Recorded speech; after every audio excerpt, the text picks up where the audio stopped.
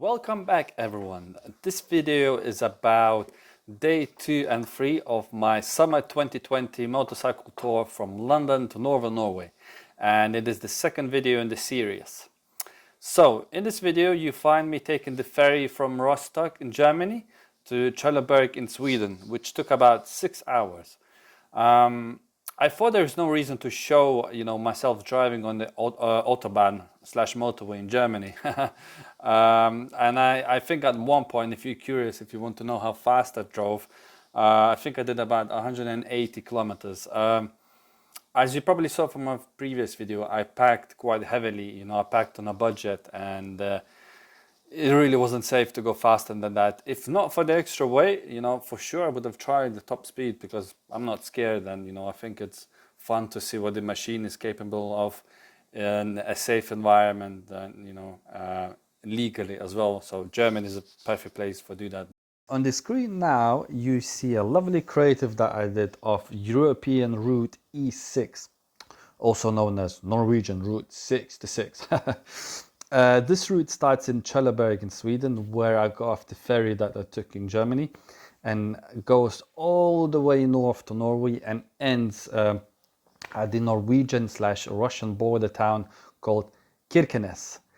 I didn't actually go to Kirkenes. I was about 900 kilometers away, and I would love to come back to Norway and go there, go to the town, because I heard that in the town street signs are both in Russian and Norwegian, so that's quite cool. And then I would like to go, to the border and take a picture as well. And as you can see from the creative, the route is 3,140 kilometers long. That is a long ass route, and I mean, it has to be one of the most popular routes in Scandinavia, because it goes through the south of Sweden and through whole of Norway basically. In Sweden, it is basically a simple motorway, and halfway through the motorway, I think it was about 500 kilometers from Trelleborg to Oslo, and halfway through the motorway in Sweden, I started to see mountains. It was my first time seeing mountains, on a bike. There's so many places on this route that, you could spend a whole day talking about the tourist places that you see, if you're on this route. And you would go past cities and towns such as Oslo, Lillehammer, where the 1994 Winter Olympics was held, Trondheim, which is one of the largest cities in Norway, Saltfjellet mountain pass, which is 1,751 meters above sea level.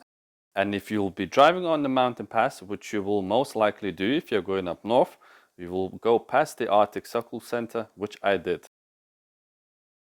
What I forgot to mention, guys, is that if you're going to Nordkapp, the most northern point on the European continent, then you would go on E6, and then you would drive all the way up north, and you would turn off E6. But the point being is that, your main route would be E6, and it'd probably be just a few hours of E6, if not less, to Nordkapp. Nordkapp is a town, and in the town there is the tourist destination where it's, I think you just go on a rock, and there's like a statue and a tourist information center, and it's basically, the most northern point on the Europe continent. So I thought I'll just add this in the video, because I forgot to mention it when I was talking about the creative. In general, this route was absolutely amazing. It's interesting because, you're driving and there's a lot of cars, but, people are not rushing. People let you through. I was so surprised, so pleasantly surprised with Norwegian drivers. They all, to me, all of them seem to drive perfectly. And I didn't see any accidents, I was very, very happy with, how, I guess, traffic works in Norway, and I felt very, very safe. The only tip I would give is to be cautious of German caravans. Reason being because, I guess in Germany most people, they used to drive, driving straight, because, we know there's no speed limit in Germany on the, in the autobahn. So it just seemed that some of them didn't have experience, going through the fjords, going in the twisties, and a few times I had to slow down or overpass a caravan, because it just seemed like they didn't know how much space they have left, or what was the gap between them and a rock. So just a tip, you know, but it's nothing to be really scared of. It didn't ruin my day or my journey. It's just, you know, something to be cautious of. Waiting to get on the ferry to Sweden, I met Stefan from Hamburg in Germany on his old school Honda. And of course, we got chatting about the most popular topic that people talk today, coronavirus. We spoke about bikes and how we both ended up catching the same ferry on the same day and so on. He was very friendly and intellectual. And on my journey back, he actually kindly offered me to stay overnight at his place in Hamburg. On the ferry, we got talking even more, and it turns out Stefan at the time was selling cruise ship parts, which sounded really interesting to me. I've never met anyone that does that kind of job. And eventually he actually quit his job. Good for him, because he went on to study. I think, you know, he always said he wanted to study. So I think he's much more happier doing that. So when we got off the ferry in Sweden, it seemed like we were back in autumn. It was much colder, much wetter than it was in Germany. And Stefan and I, we stopped at the nearest petrol station. You know, we wished each other good luck, exchanged numbers, and we went our separate ways. He planned to tour Sweden by camping, and my destination was that night Oslo in Norway. When I was staying in Norway, Stefan actually messaged me saying that his bike got stolen. He had parked the bike at the parking lot close to where he was camping overnight, and he couldn't believe his eyes. He said the next morning the bike wasn't there. I heard that, you know, there is a lot of crime in Sweden, and this proved it to me. Not long ago, my friend actually had his phone stolen in Stockholm, in Sweden, and I was so surprised that someone would steal a bike that is nearly 30 years old. And I thought to myself, if I would have driven through Sweden myself to Norway, you know, I would have driven like half of Sweden. Yeah, probably if not more, if I went through Sweden properly, you know, maybe my bike would have been stolen as well. Anyway, to all the Swedish people out there, why is this the case? Please tell me why it seems like to me that there's a lot of crime in your country. Norway is supposed to be one of the safest countries in the world.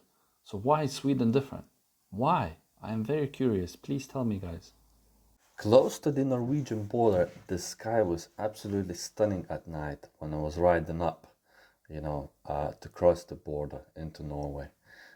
You can see a picture on the screen now. I mean, I've never seen colors like that at night. I was absolutely shocked. I didn't know what to say. Colors were absolutely amazing. And at the border control, the traffic was diverted, so all vehicles had to drive past a certain parking lot where a police van was waiting. Police!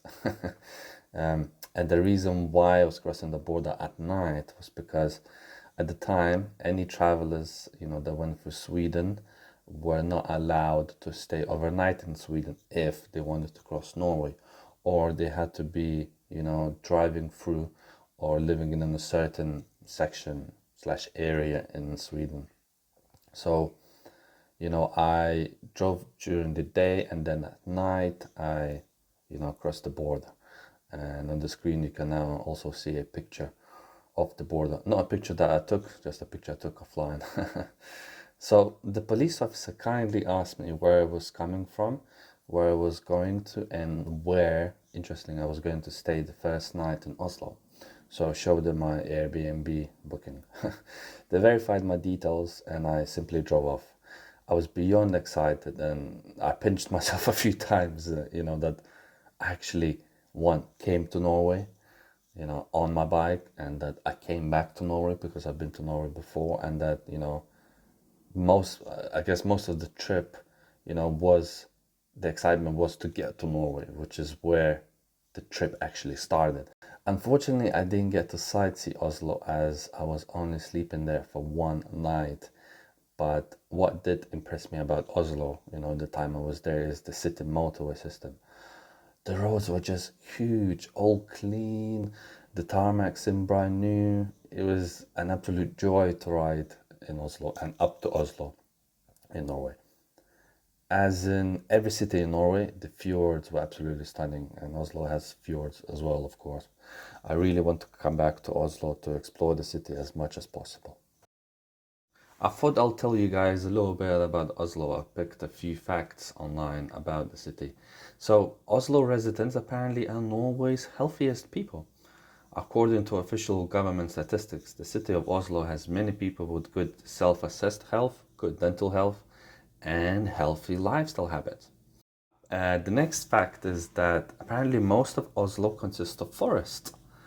So Oslo is the capital, but that doesn't mean, the Norwegian love of nature and the outdoors doesn't apply here. Vast untouched forest surrounds the urban core and can be reached on public transport in under half an hour. Known simply as Oslo Marka, the Oslo forest. The forest is protected against most forms of development and is home to species such as lynx, wolf, beaver, moose, and roe deer. Wow, how interesting. At the weekends, local people head to the trails for hiking trips during the summer and skiing trips during the winter.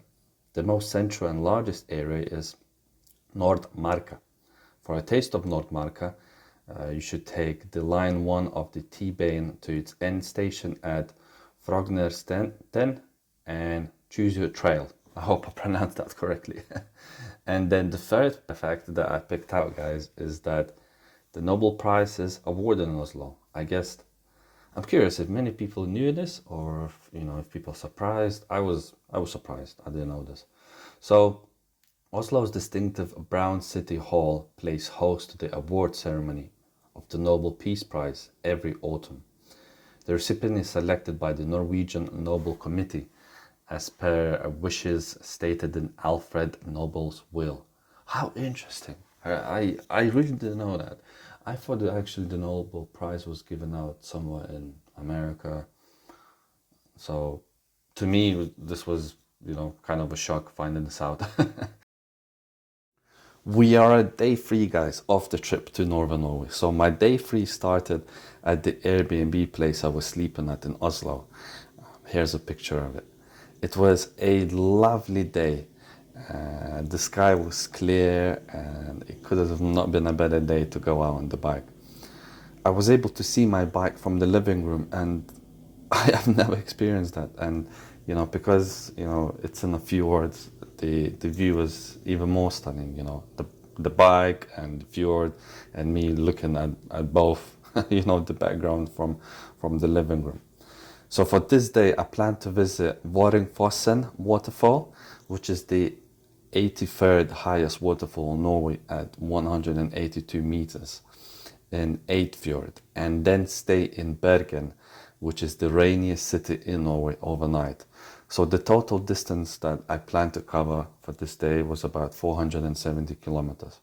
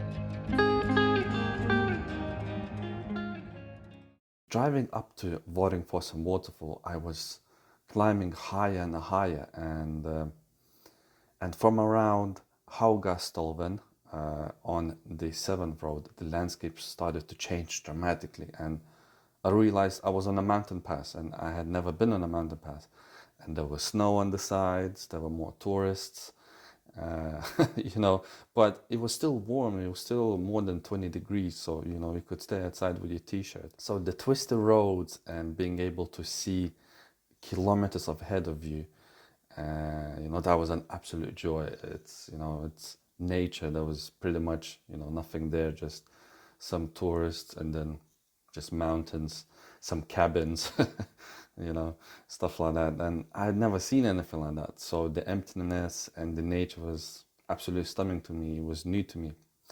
There were tourists around, as I mentioned, but not too many tourists that, you know, would annoy you. And it was my first drive as well above, you know, sea level.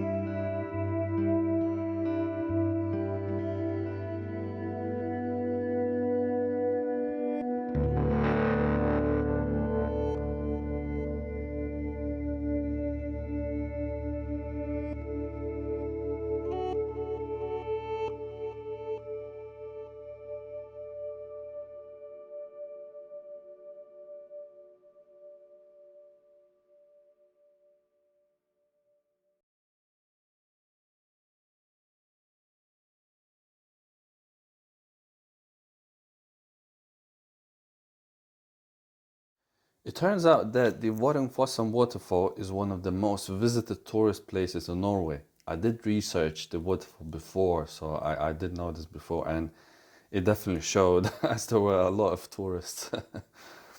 So I had never seen a waterfall before in my life, and it was shocked to me just how high it was. You know, I'll put a lot of pictures on the screen for you guys, and you know, plus it seemed like I was in a postcard when I was, you know, looking at it. The view was just absolutely gorgeous. You know, you could feel the water splashing on you. You know, you look at the valley, you see the sky. It was absolutely gorgeous. You know, clear blue skies with a waterfall and the mountain valley in front of me. You know, nothing else I could have asked for that day. You know, it just makes me laugh right now how happy I was in that moment. You know, I'm not usually scared of heights, but when I got in the platform, you know, because there are platforms sticking out, and then you can lean and, you know, and look closer at the waterfall. You know, I got a little bit scared, I'll be honest. So yeah, some people actually couldn't go up to the platforms because they just, you know, it looked like they were gonna get sick.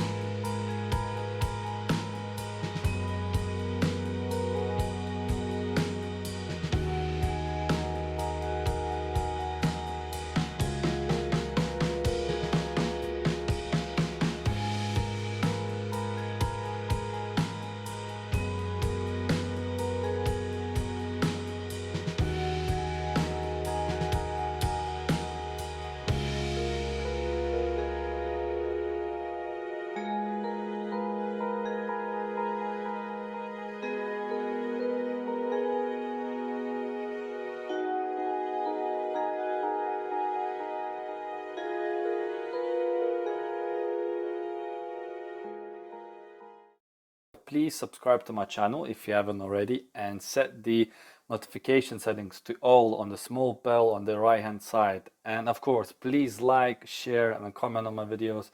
You know, I love replying to you guys. You know, I will try to give you as much information back as possible. You know, I'm more than happy to, you know, share the websites that I visited for the trip, you know, where I was, anything like that. You know, I have no problem with that. And I love that, you know, people ask me questions, because, you know, the whole point for me of uploading these videos is to inspire more people to travel. So yeah guys, feel free to ask me anything. And you know, if there's anything you'd like me to discuss or touch upon in the videos, you know, please let me know or leave a comment, and you know, I will try to focus that on that in the next video. Thank you.